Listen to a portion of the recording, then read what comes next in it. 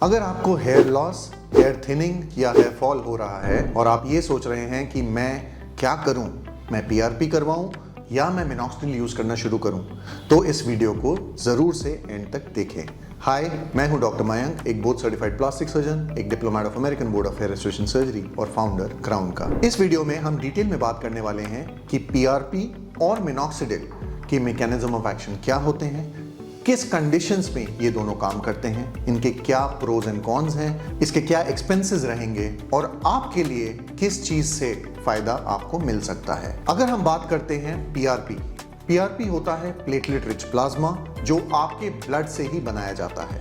इसमें 10 से 20 ml आपका ब्लड एक लैबोरेटरी में जिस तरह से निकाला जाता है उसी तरह से निकाल के एक किट के अंदर सेंट्रिफिकेशन प्रोसेस में डाला जाता है और उसमें से रेड ब्लड सेल्स को डिस्कार्ड करके प्लाज्मा, जो उसके अंदर का पीला पदार्थ होता है, उसको सेपरेट करके निकाल लिया जाता है। इस प्रोसेस को इंजेक्शंस के फॉर्म में आपके सर पे दिया जाता है। इसका जो मैकेनिज्म ऑफ एक्शन है वो ये है कि पीआरपी के अंदर लगभग 38 ग्रोथ फैक्टर्स होते हैं जो आपकी सर्कुलेशन में ऑलरेडी रन कर रहे हैं। जब उसको कॉन्सेंट्रेट करके बनाया जाता है तो उसके वो ग्रोथ फैक्टर्स जब सर में इंजेक्ट किए जाते हैं तो आपके जो भी हेयर थिंड आउट हो रहे हैं, पतले हो रहे हैं, रुएं जैसे हो रहे हैं, उनको वो ग्रोथ फैक्टर्स स्टिमुलेट करके वापस थिक करने में हेल्प कर सकती है। तो यदि आपको हेयर थिनिंग या हेयर लॉस हो रहा है और आपकी फॉलिस्कोपी में लगभग 20 से 25% से ज़्यादा बाल पतले हो रहे हैं तो आप पीआरपी के लिए एक अच्छे कैंडिडेट हो सकते हैं।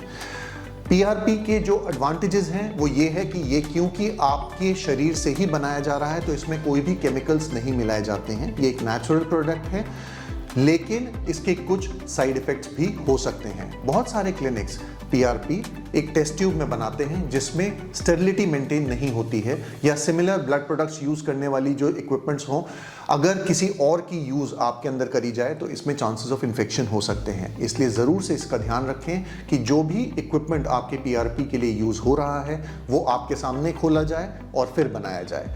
पीआरपी बनाने के लिए डिफरेंट किट्स अवेलेबल होते हैं मार्केट में। अच्छे किट्स बहुत एक्सपेंसिव होते हैं।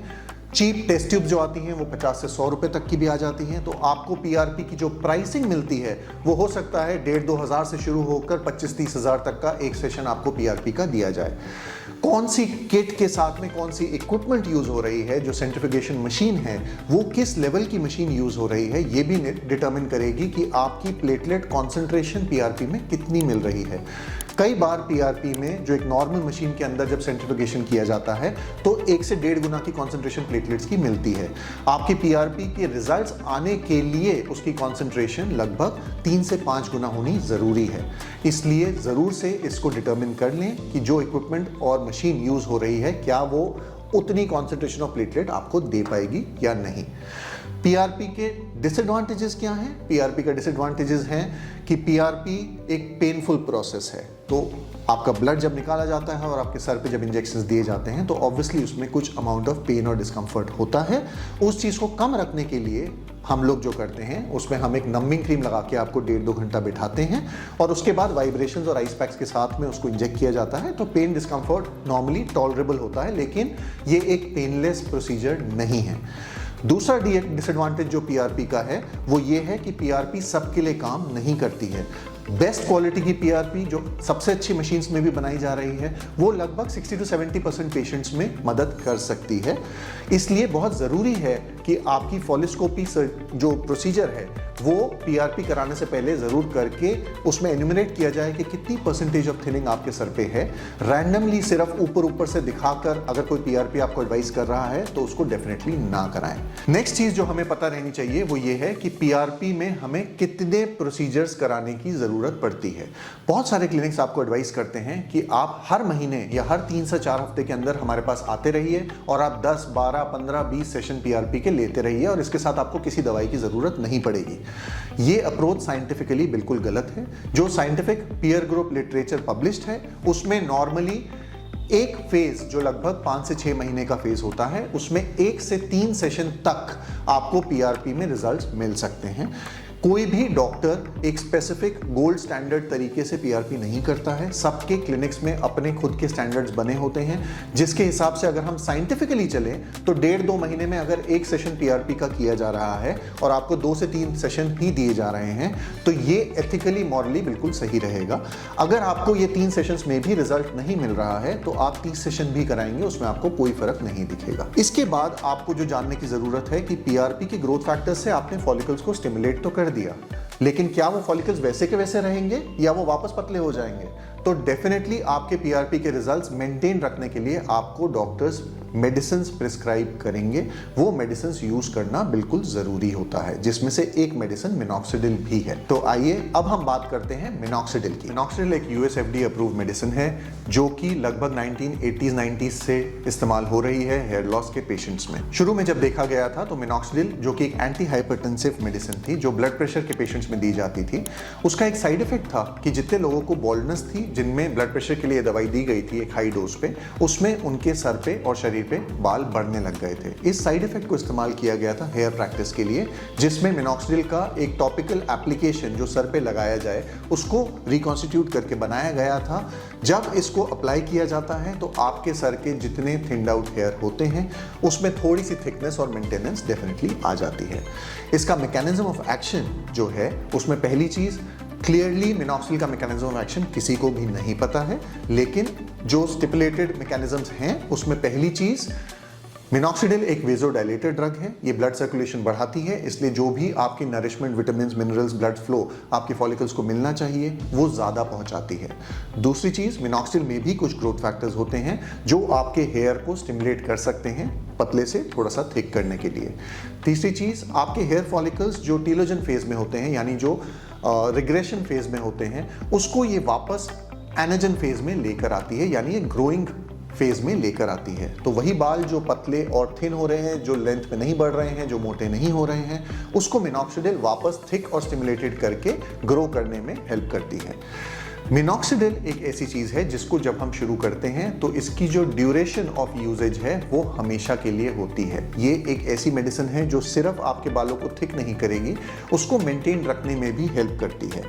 इसलिए अगर आपने सिर्फ पीआरपी भी कराया है तो उसकी मेंटेनेंस के लिए जो मेडिसिन दी जाती हैं उसमें मिनॉक्सिडिल जरूर एक कंपोनेंट होता है। मिनॉक्सिडिल ऑन एन एवरेज अगर हम देखें तो आपको दिन में एक बार लगाना बहुत होता है। इसका मैकेनिज्म ऑफ एक्शन इस तरह का है कि इसकी हाफ लाइफ के हिसाब से आपका 20 से 21 घंटे तक असर एक बार लगाने से आ जाता है।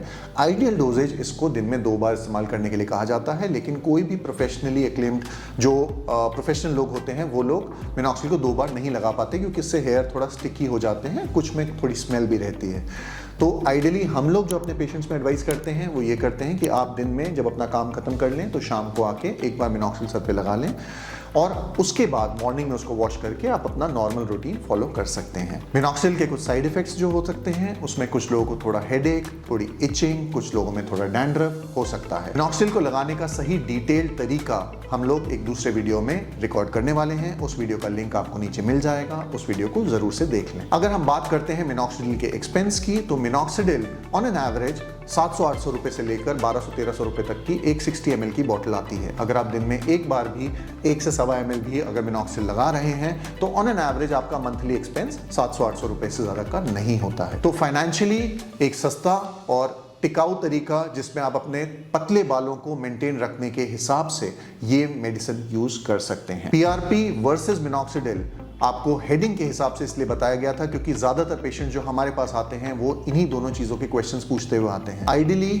पीआरपी भी अगर आप करा रहे हैं तो आप मिनॉक्सिडिल साथ में जरूर से यूज करें। अगर आप पीआरपी नहीं करा रहे हैं तो भी मिनॉक्सिडिल आपको डेफिनेटली हेल्प करेगा। मिनॉक्सिडिल किस तरह से एक्ट करता है? मिनॉक्सिडिल एक बाय प्रोडक्ट में कन्वर्ट होता है जिसको मिनॉक्सिडिल सल्फेट कहा जाता है। ये निर्भर करता है एक स्पेसिफिक एंजाइम का जो जेनेटिकली डिटरमिन्ड होता है।